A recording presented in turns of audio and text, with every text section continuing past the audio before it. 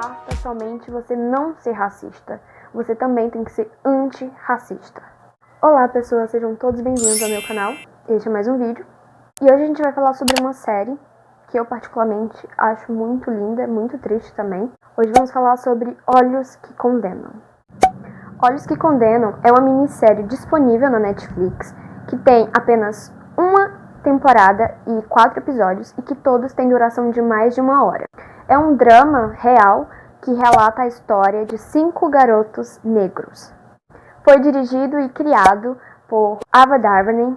A minissérie foi lançada no catálogo da Netflix em 31 de maio de 2019, recentemente, ano passado, né? A história se passa nos Estados Unidos e, como eu falei, é baseada em uma história real, ou seja, aconteceu de verdade, infelizmente, e que conta a triste vida de 5 garotos negros que foram presos, acusados injustamente por um crime que eles não cometeram.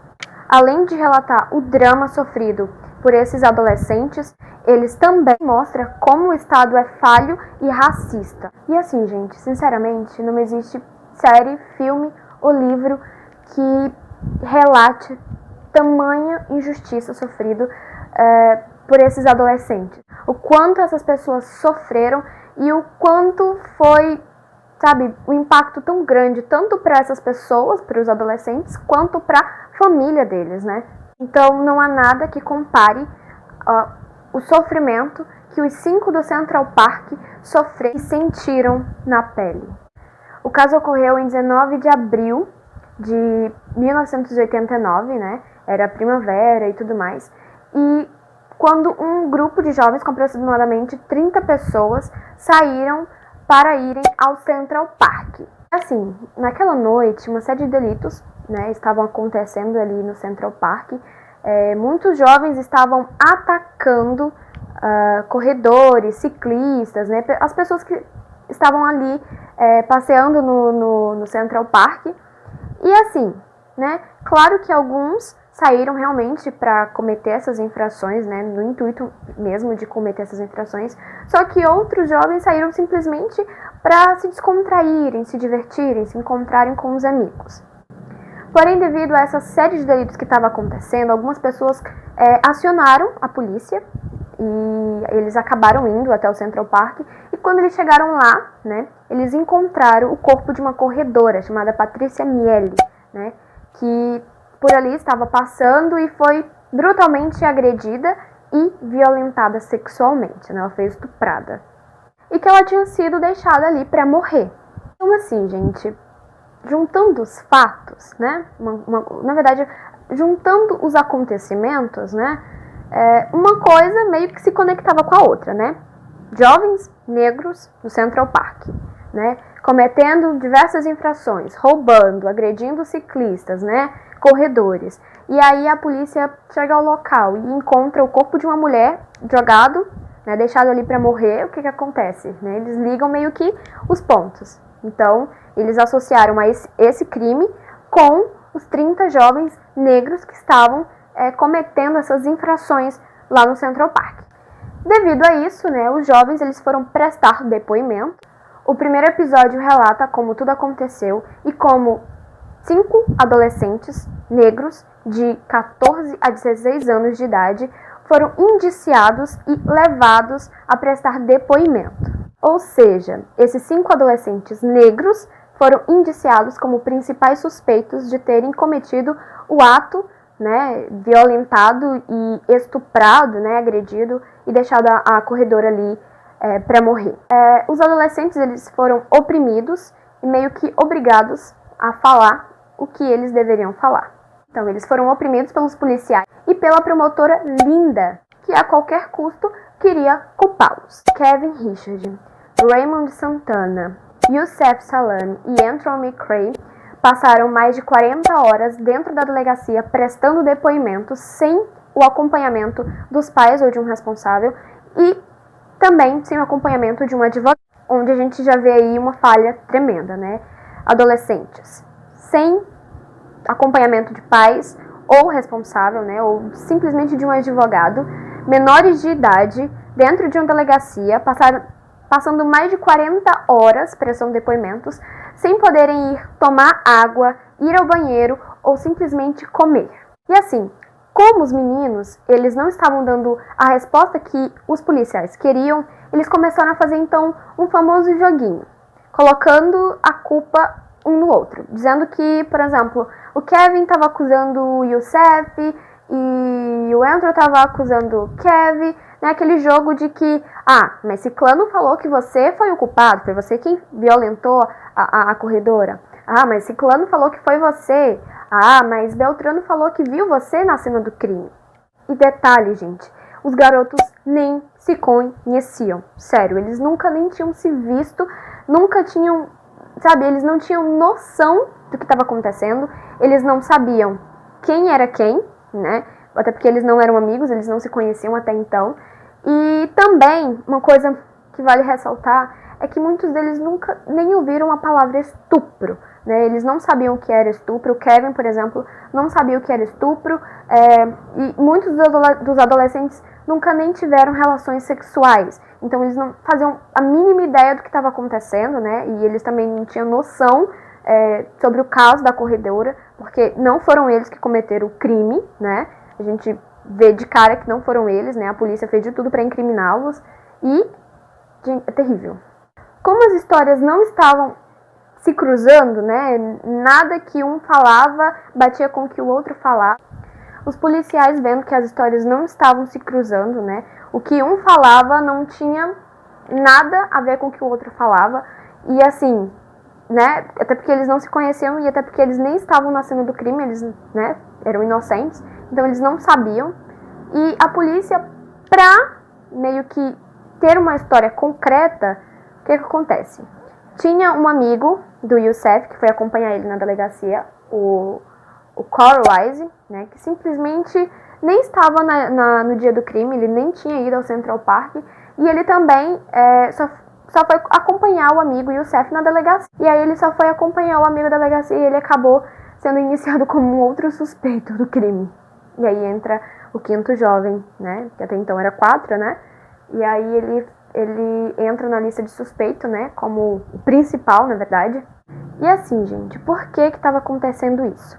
Naquela época, nos Estados Unidos, estava acontecendo uma série de assassinatos, né, em relação à mulher, né. Muitas mulheres estavam sendo vítimas de estupro, mortas, sequestradas, e aí as pessoas, né, a população estadunidense estava querendo muito uma resposta de quem estava cometendo aqueles crimes hediondos. E aí, quando houve esse crime no Central Park, e também eles conseguiram encontrar algumas possíveis pessoas que poderiam ser culpadas por tudo que estava acontecendo, então eles queriam dar um fim a esse caso, a qualquer custo. Não importa se eram inocentes, se eram adolescentes ou não.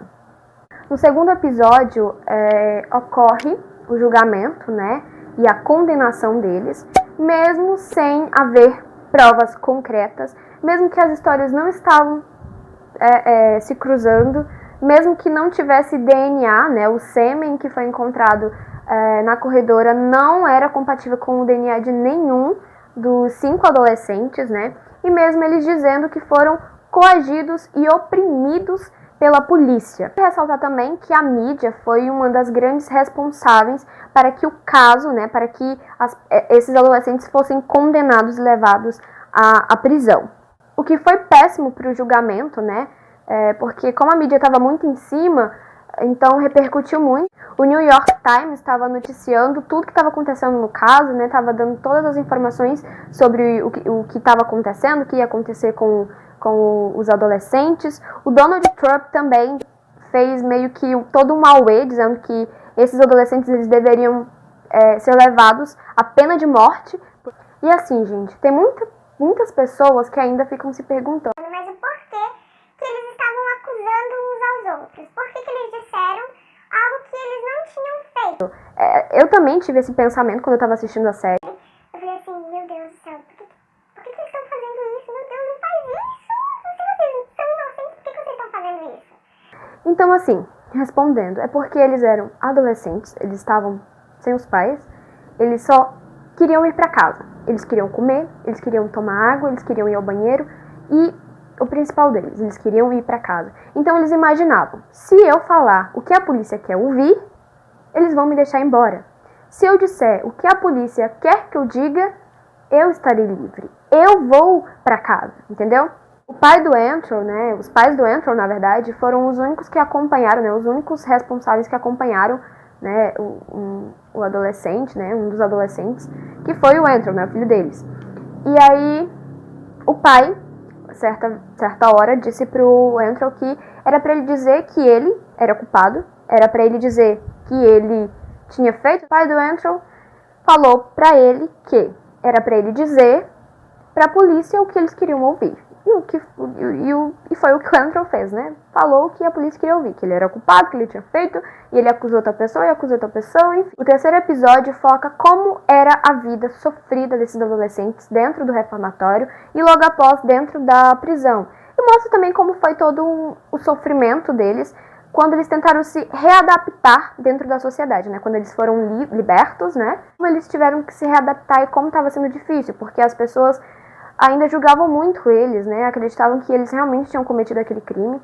E vale lembrar que eles foram condenados de 5 a 14 anos de prisão. Então, basicamente, o terceiro episódio ele foca como era a vida dentro da prisão, né? Do reformatório e como era a vida sofrida deles depois de certo tempo, né? Libertos, né? Para tentarem se readaptar à vida na sociedade, né? O que estava sendo muito difícil para eles.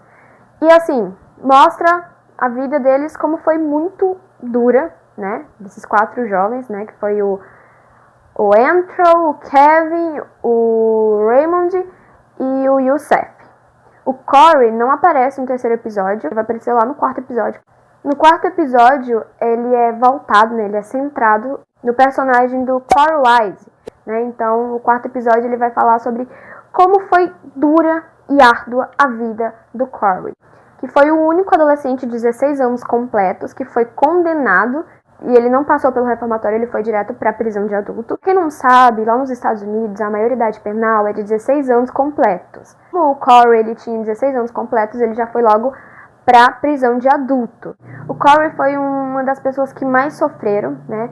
A vida foi muito árdua para ele, foi muito severa, né? A vida na prisão para ele foi terrível, é tanto que ele passou a metade da vida dele na prisão, dentro da solitária, né? Porque ele sempre pedia, olha, por favor, me deixa não solitária, para ele evitar, né, alguns problemas e evitar que os outros presidiários o agredissem. No 4º episódio também tem uma reviravolta que assim, falei, meu Deus, graças a Deus, teve uma reviravolta nessa série. Eu falei assim, meu Deus, assim, eu acho que eu passei a série inteira esperando por esse momento de reviravolta, esperando que alguma coisa acontecesse, que eles fossem inocentados, que eles saíssem da prisão, que tudo desse certo. Gente, sério, meu Deus, que alegria. Pra quem assistiu já a série, ou pra quem, sei lá, assistindo esse vídeo vai querer assistir, eu super recomendo. E assim, o 4º episódio é muito... Ai, gente, sério, não tem como descrever. Além de ser muito triste o 4º episódio, ele também, assim, é muito alegre, porque a gente fala, nossa senhora, aconteceu o que eu tava esperando desde o começo da série. Mas falando sobre a reviravolta, aparece o verdadeiro culpado, né? Um cara chamado Matthias Rhys, eu não sei se é assim que se pronuncia, mas enfim. Matthias Rhys, ele já tava cumprindo pena, né? Por ser indiciado por 4 estupros, né? Ele era culpado por 4 estupros. E ele estava cumprindo pena, ele já estava no corredor da morte, quando ele resolveu confessar que ele também foi o autor desse crime, né? Que até então foi considerado um estupro coletivo, né? Pelos 5 jovens do Central Park. E aí em 2002, os 5 adolescentes, né? Que já estavam já adultos, né? Eles foram libertos e inocentados, né, eles foram exonerados. Claro que eles entraram com um processo, né, contra o Estado, que foi uma falha, assim, terrível, né, até porque como é que eles não ligaram os outros estupros com esse estupro da corredora, né, gente, sério, meu Deus, né, não relacionaram os estupros cometidos por Matthias Rhys com o estupro da corredora. E em 2014 eles foram indenizados, né? Todos eles receberam mais de 40 milhões, ou agora eu não lembro se eles receberam 40 milhões e dividiram entre si, mas foi uma boa quantia. Assim, gente, eu acho que não há dinheiro no mundo que possa pagar tudo o que eles sofreram. Sério. Eles perderam a chance de serem crianças, de serem adolescentes, né? Eles cresceram dentro de uma prisão, né? Eles nunca tiveram a chance de serem meninos, né? Tanto que tem uma parte na série que um dos personagens ele fala: a gente nunca teve a oportunidade de ser meninos, a gente nunca teve a oportunidade de ser crianças, né? Então, assim, é muito triste a série, é muito comovente, ao mesmo tempo que é muito linda, muito linda a série. Ela é um enredo, uma produção impecável. Ela é muito triste só pelo fato de ser real, de realmente ter acontecido. E assim, a gente vê o quanto as pessoas negras elas sofrem, né? Pelo simples fato de serem quem elas são, né? E eles foram julgados, culpados, passaram metade da vida deles na prisão por um crime que eles não cometeram, e simplesmente porque o Estado foi racista, a promotora foi racista. Então é isso, gente. Eu espero que vocês tenham gostado. Eu recomendo para vocês assistirem essa série, aproveitando todo esse cenário que a gente está vivendo, né? Que vidas negras importam, e sim, vidas negras importam. Lute também, essa luta não é só do povo negro, né?